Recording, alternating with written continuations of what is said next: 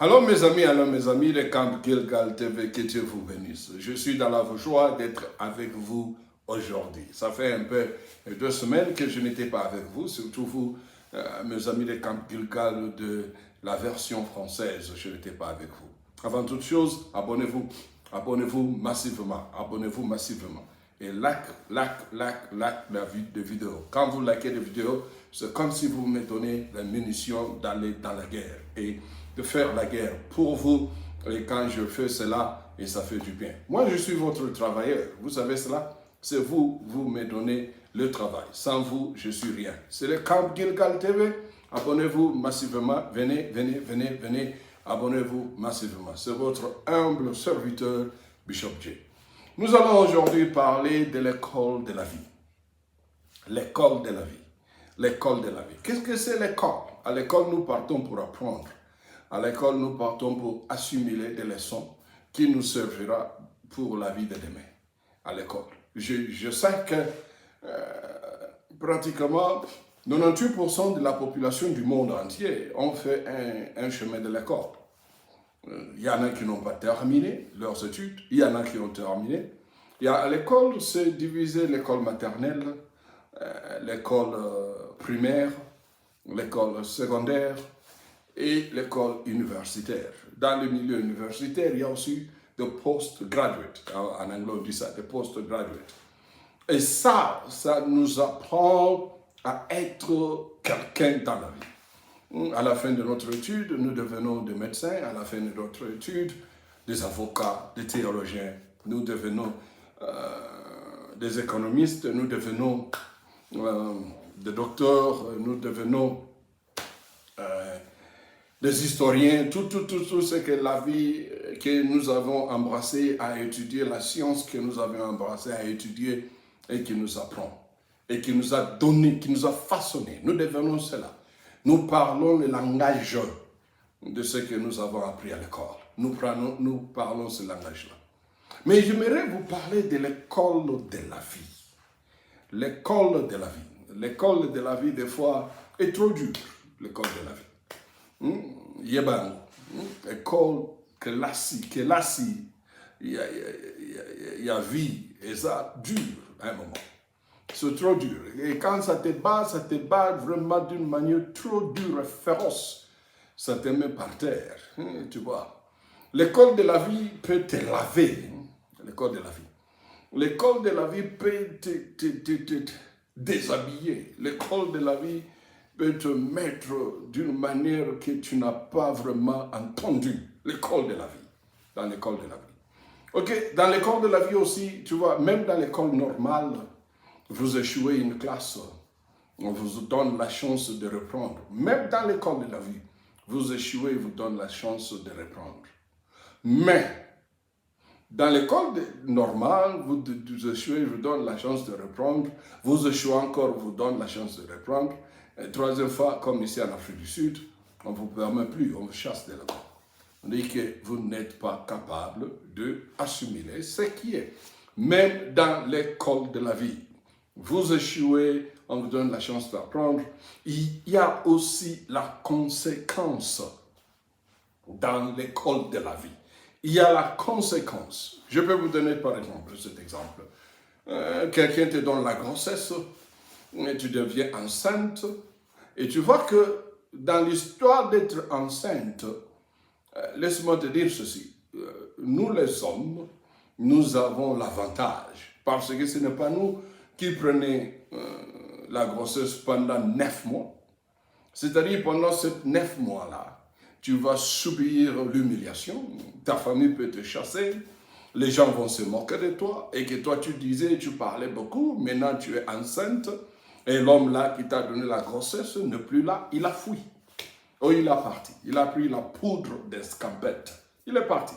Et la majorité des hommes, c'est comme ça. Il est parti, il te laisse avec l'enfant. Tu restes pendant 9 mois d'humiliation et tu donnes tu mets au monde, c'est ça la conséquence. Tu ne dois pas prier, oh Dieu, aide-moi que cette grossesse puisse disparaître. Ça ne doit pas se faire. C'est la conséquence que tu dois pas porter avec toi. Et la première fois, on peut t'excuser. On peut dire que non, C'est une erreur. L'erreur est humaine. Tout le monde peut commettre une erreur dans la vie. Mais une répétition des erreurs, et ça c'est sous RRT, et comme une vinayo, et comme une dengue nayo, et comme une dengue yo osalaka, et comme une dengue yo sali. Dans l'école de la vie, il faut apprendre. Dans l'école de la vie, ce que sali muam kokoso, il faut apprendre. Dans l'école de la vie, quand tu commets une erreur, il faut apprendre. Dans l'école de la vie, il faut apprendre pour passer cette classe à une autre classe. Si tu n'apprends pas, ça devient compliqué. Ça devient compliqué. Ça devient compliqué. Si tu as une première grossesse, on dit non, c'est une erreur. Deuxième grossesse, on te dit non, monsieur ou madame, il faut prendre soin de toi-même. Troisième grossesse, ce n'est plus une erreur, c'est ta vie, c'est ta conduite, c'est ton caractère. Et surtout, si tu commences à prendre cela d'un homme à un homme et un homme, 3 enfants, 3 différents papas, ça c'est vraiment nauséabond. 3 enfants, 3 différents mamans, ça c'est terrible. Je ne peux jamais accepter à ma fille ou à ma nièce de marier un homme qui a 3 enfants avec 3 différentes filles. Je n'accepterai jamais et je ne donnerai jamais ma bénédiction à un homme pareil. C'est comme ça. Dans l'école de la vie, il faut apprendre. Et quand tu apprends dans l'école de la vie, il faut avoir la sagesse. Dans l'école de la vie, il ne faut pas commettre même erreur après erreur, après erreur, après erreur. Dans l'école de la vie, à un moment dans la foi, il faut laisser partir certaines choses. Il faut laisser partir certaines choses. Tu t'accroches à une chose et la personne à qui tu t'accroches, nos musiciens du monde, du Congo, ont chanté beaucoup cela. Mutoyo kolinga kolinga yote. Oyo koboya akolinga yo mingi. Oyo kolanda akokimayo. C'est ça. Quand tu veux t'accrocher à une personne où il n'est plus là, il est déjà parti et toi tu veux t'accrocher à cette personne-là, je t'assure, tu fermes la porte de l'abondance pour toi. Tu fermes cela. Il faut apprendre à laisser passer. Il faut apprendre à laisser partir. Car s'accrocher à une chose, ce n'est pas une meilleure des choses. Et dans l'école de la vie, il ne faut jamais avoir l'esprit de la vengeance. L'esprit de la vengeance ne va pas te servir de quelque chose. La Bible me dit ceci. À Dieu la vengeance. À toi tu veux, il faut pardonner. À Dieu la vengeance. Dieu va faire la vengeance. Et tu ne pardonnes pas pour que Dieu venge pour toi. Non, tu pardonnes et tu laisses partir. À un moment, il faut laisser partir. Dans l'école de la vie, tout le monde qui vient vers toi, ou tout le monde qui a marché un moment avec toi, ne marchera pas éternellement avec toi. C'est ça l'école de la vie. Dans l'école de la vie, après, il faut apprendre que demain, la personne qui était avec moi aujourd'hui ne peut pas être avec moi demain. C'est ça l'école de la vie. L'école de la vie nous apprend beaucoup de choses. Dans l'école de la vie, on vit pour aujourd'hui. Dans l'école de la vie. On vit pour aujourd'hui. On est content, on s'égaye pour aujourd'hui. Pour ce qui est pour demain, on laisse ça à Dieu. Dans l'école de la vie, il ne faut pas s'accrocher à quelque chose. Non, ma fille, non, mon fils.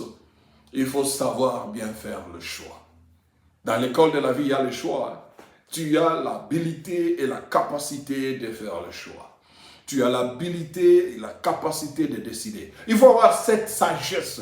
L'école de la vie puisse te donner cette sagesse de dire que, à un moment, non est non, non et non. Non n'est pas égal à oui, oui n'est pas égal à non. Ça c'est l'école de la vie. L'école de la vie puisse venir te dire, quand tu commets une erreur dans l'école de la vie, l'erreur est humaine, hein? L'erreur on le commettra toujours. On commettra toujours l'erreur. Mais quand on commet une erreur, il faut apprendre, il faut tirer une leçon. Il faut tirer une leçon sur cette erreur qu'on a commise. Et quand on commet une erreur, il ne faut plus les refaire. Parce que tu as appris et tu as assimilé sur l'erreur que tu as commise. Et que prochainement, quand quelqu'un va venir encore avec des paroles succulentes, tu dis non, je connais cela et je ne dois pas me laisser faire. Un homme averti vaut deux. Un homme averti vaut deux. Un homme averti vaut deux. Le plus sage homme de la Bible, qui avait la même nature que toi et moi, il a dit un jour, vanité de vanité, poursuite des vents. Vanité de vanité, poursuite des vents. Le sexe, c'est vanité de vanité et poursuite des vents. Tu ne seras jamais satisfait de cela. À un moment même, ton corps va dire, j'en ai pas, j'en ai plus beaucoup, je n'ai pas besoin de ça.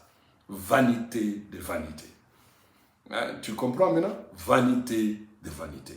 C'est ce que l'homme le plus sage a dit. C'était notre école de la vie pour aujourd'hui. Que Dieu vous bénisse. N'oubliez pas de vous abonner. Prochainement, nous verrons la suite de notre école de la vie. Bye.